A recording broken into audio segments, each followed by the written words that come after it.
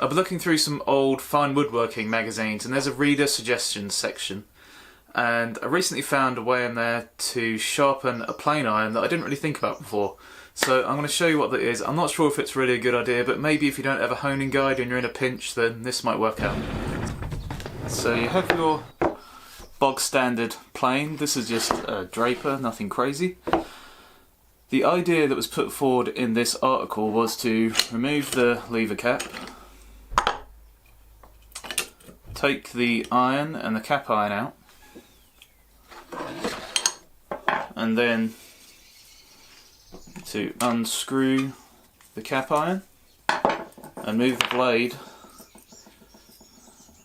really quite far forward, put the cap iron back into place, and then of course when you put it back into the plane it's going to be sticking out a mile, but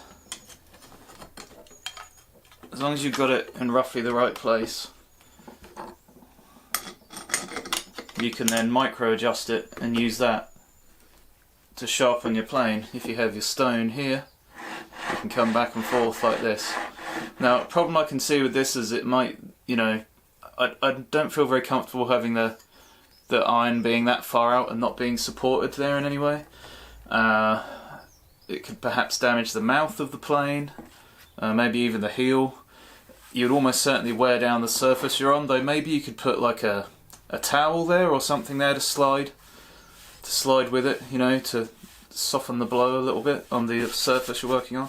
Obviously you have to make sure that this surface is flat and then that your stone is flat.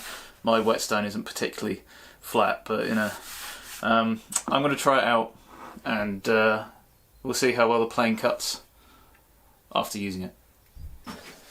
So after a little bit of fiddling about, I've set this up. I've realised that the plane has to be sort of a higher elevation to the stone. Most stones are kind of, quite far off the surface, and because of that the bottom of the plane will hit into this, the sole of the plane will hit into this as you come in to sharpen, hit into the edge of the stone.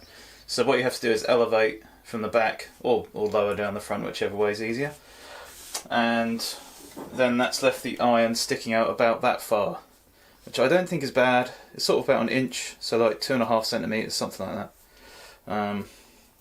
So we're going to try and do that now, and do it at 600 grit, which is this side of the stone, 2000, which is the other side. Then we'll strop it and we'll see how we go.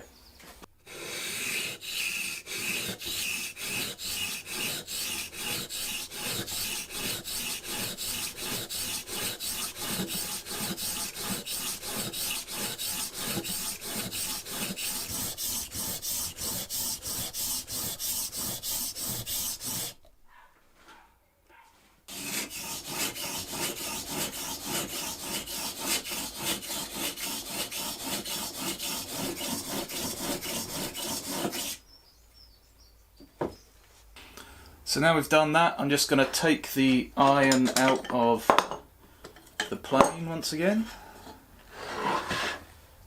and then we're just going to give it a little bit of a scooch on the back side here just to get the little wire edge off it. Then I'm going to set the strop up now, strop the blade, and then we'll try and cut something with it, see what happens. So I'm just going to strop the iron on here. Nothing fancy, just a few passes on both sides.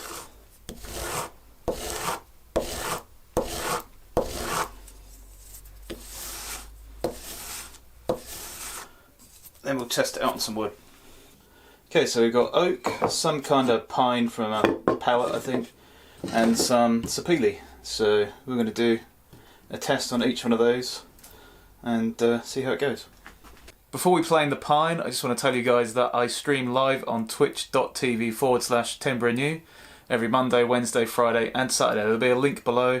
If you want to come and join me, talk about woodworking and all kinds of other stuff, that would be fantastic. Okay, so test on the pine, here we go.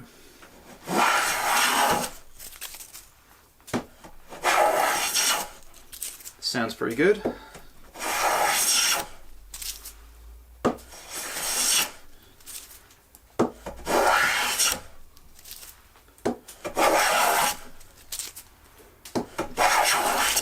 The blade is slightly cambered, so it's taking more off the centre. It's kind of a scrub plane, scrub slash smoothing plane, but yeah, that's worked out pretty well. Let's try the other ones.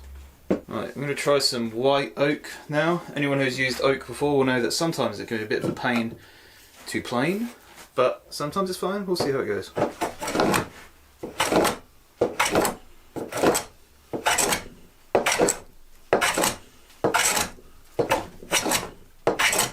Just working down at the moment.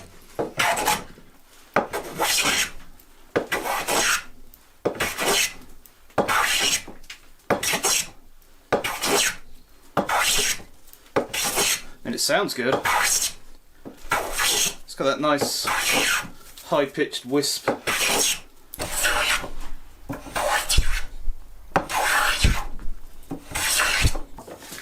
let's have a look at it. Yeah, it's looking quite nice. You can see the shine on there.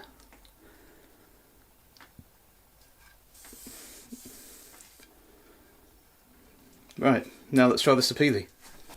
Now sapele for me can be one of the more difficult woods to work with. Its grain seems to do whatever it wants sometimes. Sometimes you'll be planing halfway down a piece and then suddenly the grain direction will change. Let's see how this one goes.